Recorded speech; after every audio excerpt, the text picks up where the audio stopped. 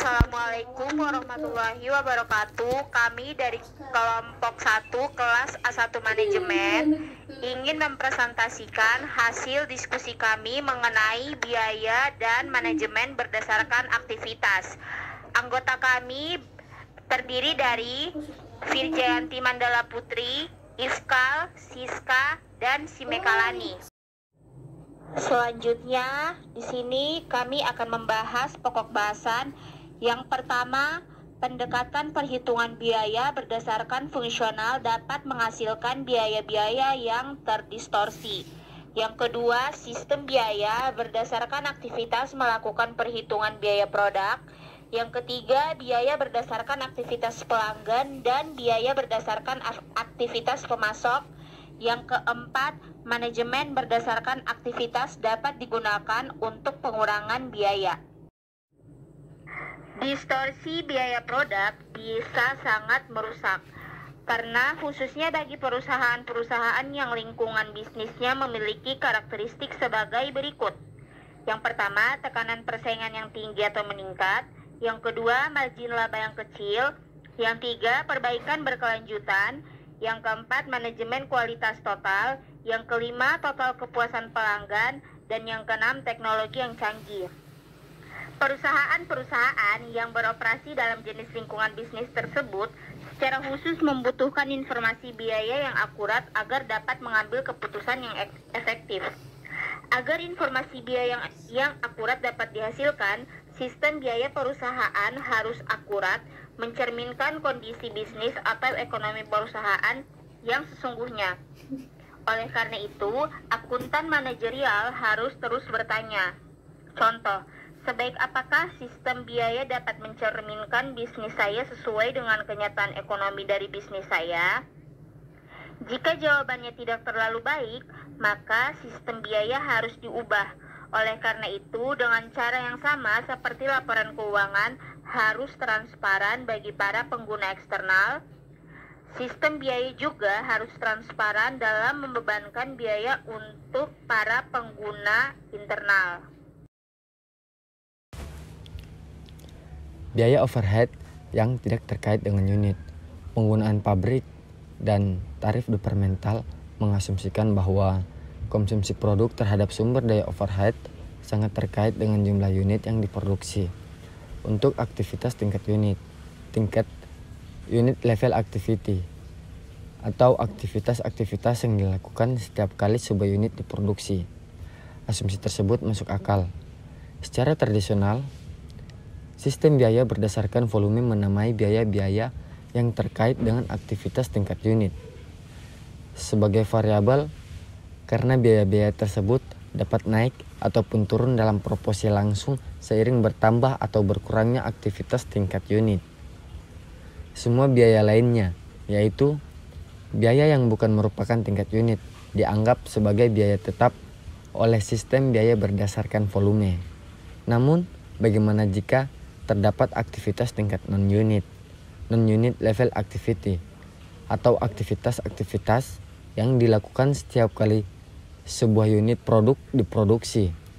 Biaya-biaya yang terkait dengan aktivitas tingkat non-unit tidak dapat berubah, yaitu naik ataupun turun, mengikuti jumlah unit yang diproduksi. Biaya-biaya tersebut berubah karena faktor yang lainnya selain unit, dan mengidentifikasi faktor-faktor tersebut sangat membantu dalam memperkirakan dan mengelola biaya tersebut.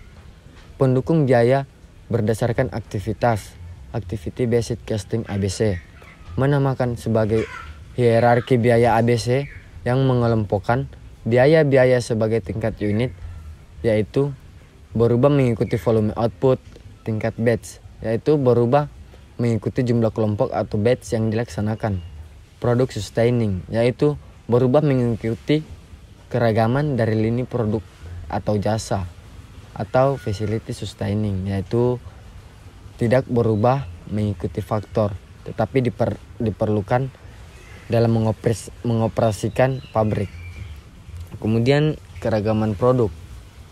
Biaya overhead non-unit yang besar memang diperlukan, tetapi tidak cukup memadai untuk kegagalan tarif pabrik dan departemental, yaitu biaya yang terdistorsi.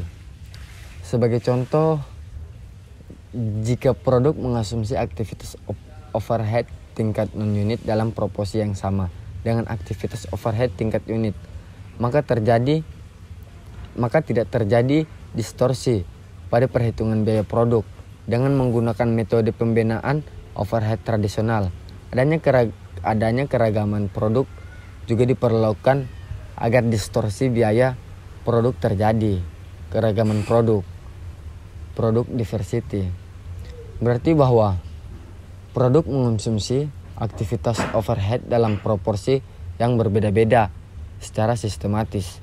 Hal ini dapat terjadi karena beberapa alasan, termasuk pembedaan dalam hal berikut: ukuran produk, yang kedua kerumitan produk, yang ketiga waktu setup, dan terakhir adalah ukuran batch.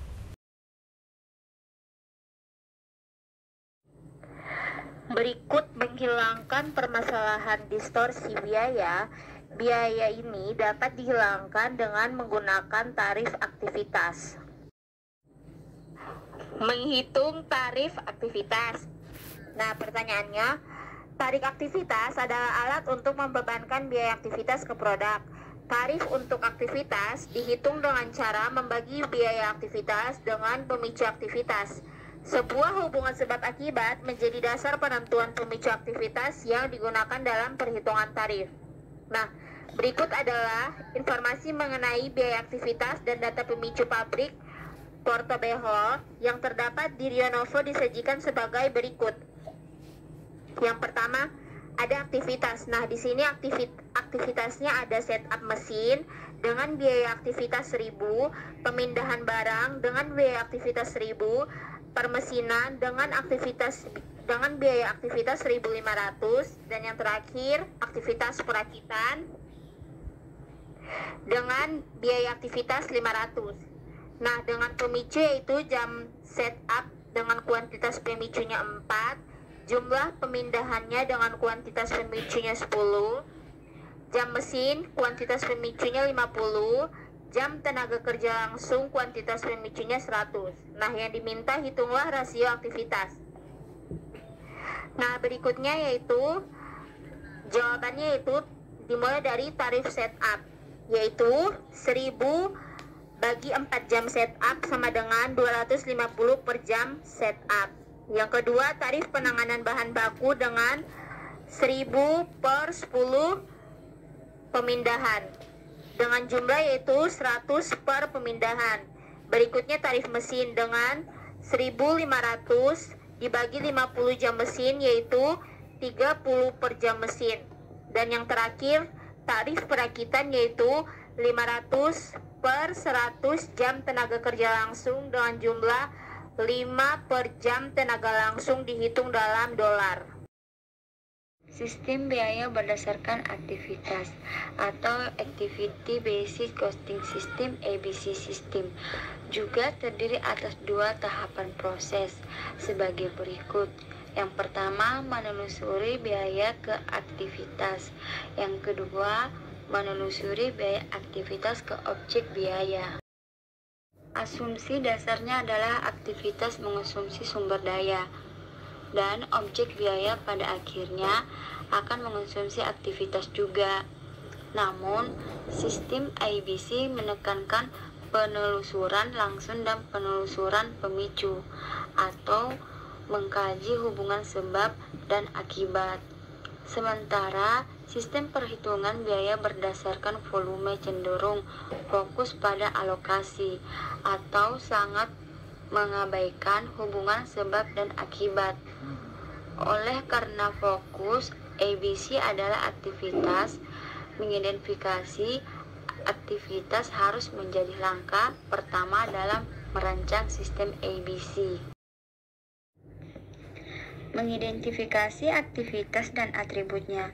Suatu aktivitas atau activity adalah tindakan yang diambil atau pekerjaan yang dilakukan oleh peralatan atau orang untuk orang lain.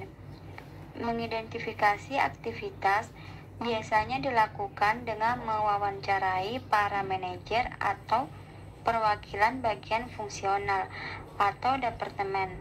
Serangkaian pertanyaan kunci diajukan yang jawabannya akan memberikan banyak data yang dibutuhkan oleh sistem ABC. Serangkaian pertanyaan kunci, pertanyaan wawancara dapat digunakan untuk mengidentifikasi aktivitas dan atribut aktivitas yang dibutuhkan oleh tujuan perhitungan biaya. Informasi yang diperoleh dari pertanyaan-pertanyaan tersebut memberikan data yang membantu untuk membebankan biaya sumber daya ke masing-masing aktivitas.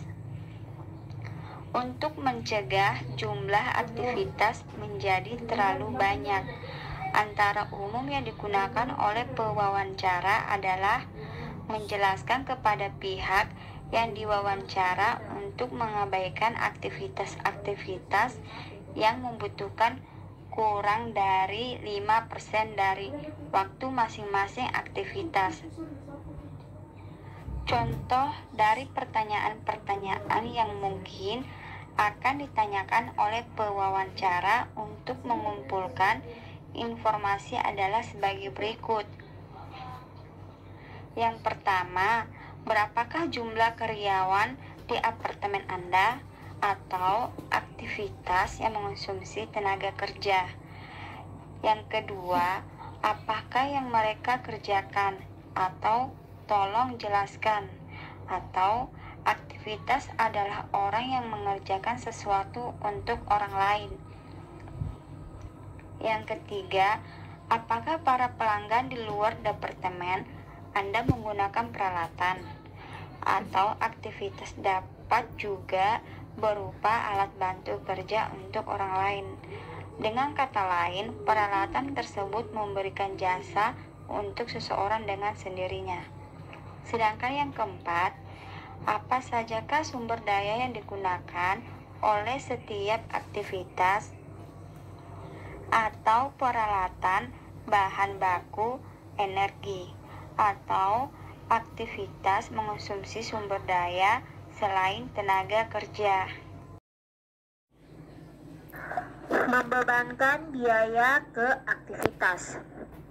Nah, setelah aktivitas selesai diidentifikasi dan diuraikan, tugas berikutnya adalah menentukan berapa biaya yang dikeluarkan untuk mengerjakan setiap aktivitas. Penentuan ini membutuhkan identifikasi mengenai sumber daya yang dikonsumsi oleh setiap aktivitas. Beberapa ahli sistem biaya menganggap bahwa tugas ini merupakan tugas yang paling sulit dalam menciptakan sistem biaya yang akurat. Aktivitas mengonsumsi sumber daya seperti tenaga kerja, bahan baku, energi, dan modal. Biaya dari sumber daya tersebut dapat dijumpai dalam buku besar, tapi uang yang dibelanjakan pada setiap aktivitas tidak dimunculkan. Oleh karena itu, perusahaan perlu membebankan biaya sumber daya ke aktivitas dengan menggunakan penelusuran langsung dan penelusuran pemicu. Untuk sumber daya tenaga kerja, biasanya menggunakan matriks distribusi kerja.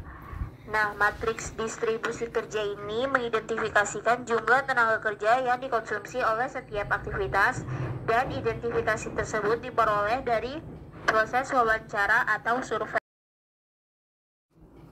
Membebankan biaya ke produk. Nah, kita mengetahui bahwa biaya aktivitas dibebankan ke produk dengan mengalihkan tarif aktivitas yang telah ditentukan sebelumnya dengan pemakaian aktivitas seperti diukur oleh pemicu aktivitas.